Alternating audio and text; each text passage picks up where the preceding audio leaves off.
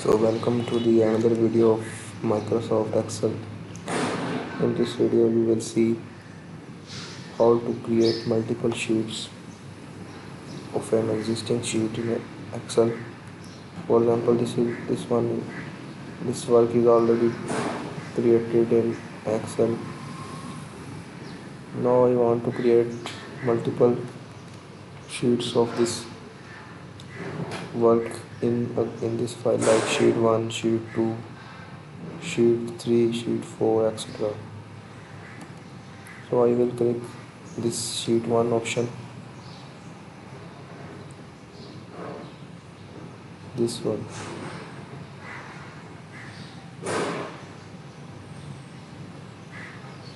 I will right click. You will see there is an option of move or copy. So I want to copy this sheet 1. I will select sheet 1. If I want to copy sheet 4 or anyone, I can select. I will just click create a copy, then OK, and you can see that another sheet of sheet number 1, copy 2 is added. This one is our existing sheet, this is the second sheet. So in this way you can add or copy, move or copy sheets in an Excel.